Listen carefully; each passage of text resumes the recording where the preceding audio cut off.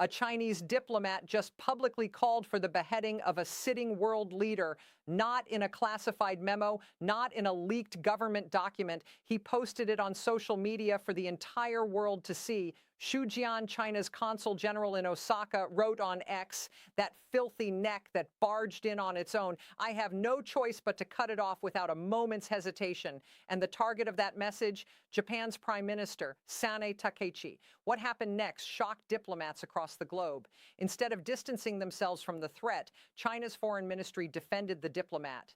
This is not internet drama. This is not political theater. This is the beginning of a major diplomatic crisis between two of Asia's most powerful nations, and it's escalating week by week. Right now, the entire Indo-Pacific region is watching Japan closely because the decisions being made in Tokyo today could reshape the balance of power in Asia for the next half-century. If you want to understand why tensions between China and Japan have suddenly exploded and why Taiwan sits at the center of this storm, you're in the right place, because this story didn't start with a tweet. It started with a speech that changed everything.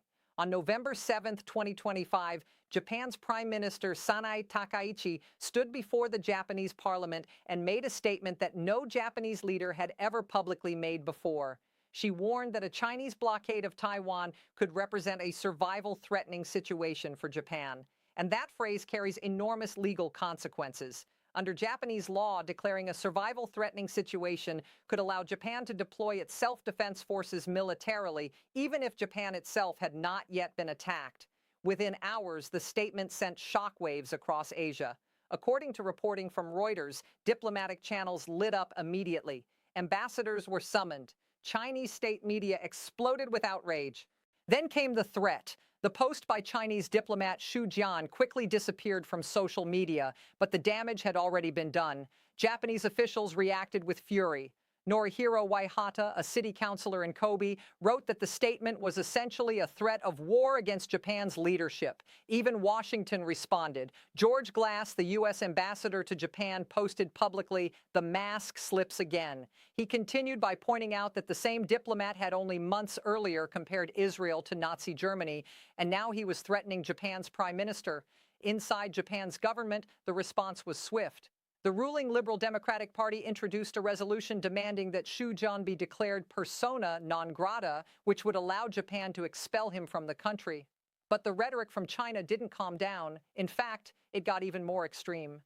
Hu Xijin, former editor-in-chief of China's state-run Global Times, wrote that China's battle blade for beheading invaders had been sharpened and warned that if Japanese forces entered the Taiwan Strait, China would respond. This is the diplomatic climate we are now living in. But to understand how relations between China and Japan reached this point, we need to understand the leader at the center of the crisis. Because Sanae Takaichi's rise to power was always going to change the region.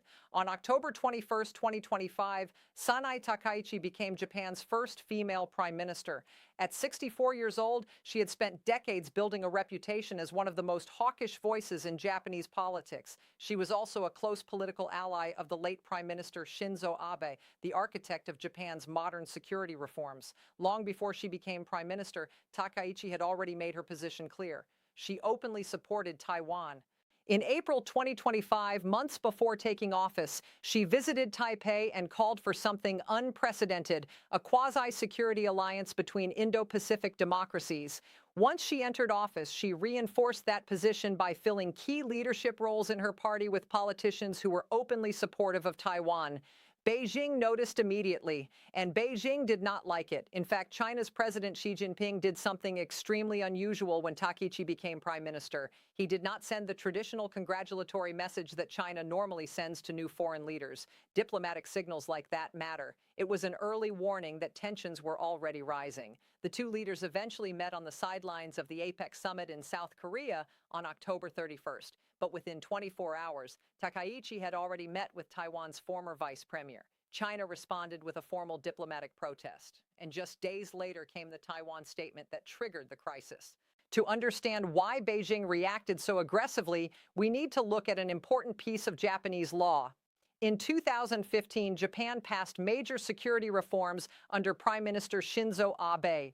Those reforms introduced a legal concept called a survival-threatening situation. If such a situation exists, Japan is allowed to deploy military force even if the attack is directed at an ally rather than Japan itself.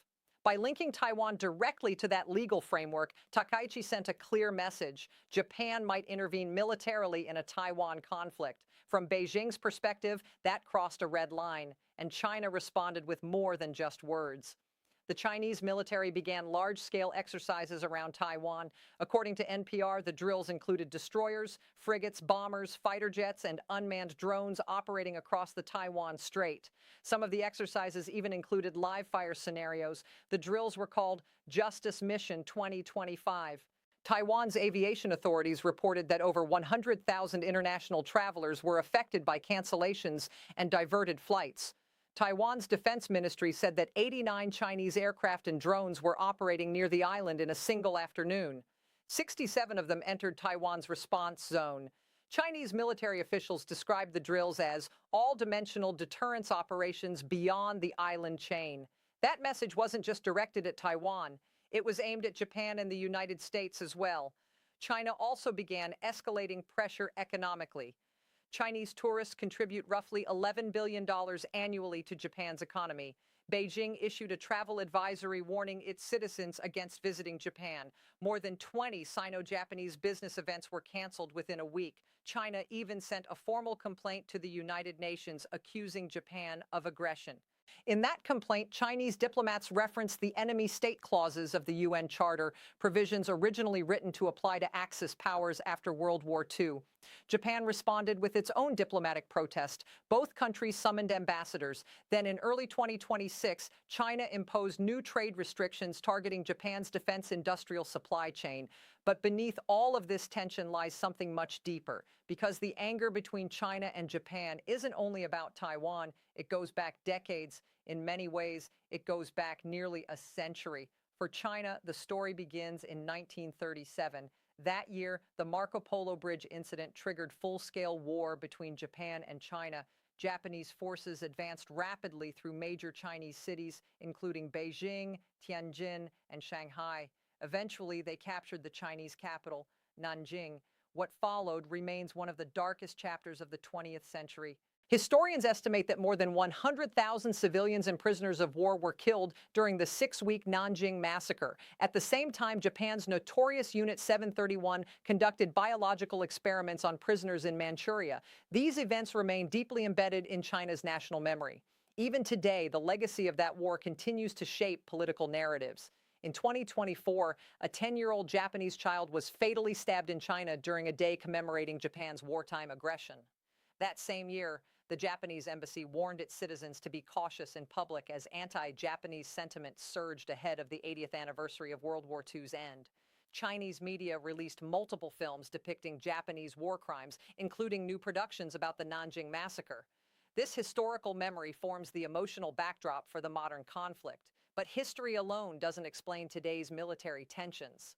Because over the past decade, the strategic balance in East Asia has been shifting dramatically, and nowhere is that more visible than around the Senkaku Islands. The Senkaku Islands are a small group of uninhabited islands in the East China Sea controlled by Japan, but claimed by China. In 2012, Japan purchased several of the islands to strengthen administrative control. China responded immediately. Chinese government ships began entering nearby waters. What started as occasional patrols soon became regular operations. By 2024, Chinese vessels were present near the islands almost every day of the year. 365 days of pressure without firing a single shot. At the same time, China dramatically expanded its coast guard. Many of its vessels are now large, heavily armed ships operating under military authority. They appear to be civilian law enforcement vessels, but analysts note they behave like naval units. This gives China the ability to apply military pressure while maintaining plausible deniability. And all of this is happening while China rapidly expands its navy. In recent years, China has added more warships than the combined naval construction of Japan, India, Australia, France, and the United Kingdom. It has deployed long-range anti-ship missiles and hypersonic weapons that dramatically increase the risk for any navy operating near Chinese territory. In 2024, China launched its largest naval exercise in 3 decades. More than 90 ships and over 100 aircraft practiced blockades, invasion scenarios, and coordinated strike operations across the entire First Island chain. For Japan, this didn't look like routine training. It looked like a rehearsal. China's newest aircraft carrier, the Fujian, features electromagnetic launch systems capable of launching heavily armed fighter jets farther into the Pacific. Meanwhile, China has also revealed a new large combat drone capable of operating from both aircraft carriers and amphibious assault ships. This dramatically expands China's ability to project power far from its coastline. Japanese fighter jets are now scrambling hundreds of times each year to intercept Chinese aircraft. In 2024, Japan recorded its first confirmed violation of its airspace by a Chinese military plane. And then things became even more complicated because China isn't acting alone. Russia has begun coordinating military operations with Beijing. Joint submarine exercises have taken place near Japanese waters. Military analysts believe that if conflict breaks out over Taiwan, Russia could distract Japanese forces in the north while China focuses on the south. A strategic two-front pressure campaign. Meanwhile, Russia has updated its nuclear doctrine and deployed advanced air defense systems near Japanese territory. At the same time, North Korea continues rapidly expanding its nuclear arsenal. Japan estimates Pyongyang now possesses around 50 nuclear warheads and dozens of missiles capable of reaching Japanese territory with little warning. In this environment, Japan has made a historic decision. After decades of military restraint, Japan is transforming its defense strategy. In 2022, the government approved a 5-year defense plan worth more than $300 billion. Japan's military budget has reached record levels, and the country is now building capabilities that would have been politically impossible just a decade ago.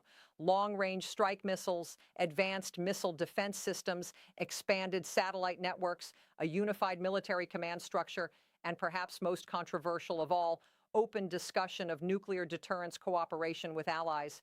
Japan is not preparing for war, but it is preparing for a world where peace can no longer be assumed. And that transformation is unfolding faster than anyone expected. By 2035, Japan aims to become one of the most technologically advanced military powers in the Indo-Pacific. Not an empire, not an aggressor, but a nation determined to ensure that the cost of conflict is simply too high for anyone to attempt it. Whether that strategy prevents war or accelerates tensions remains the defining question of our time. For now, Japan is moving forward, China is responding, and the entire world is watching.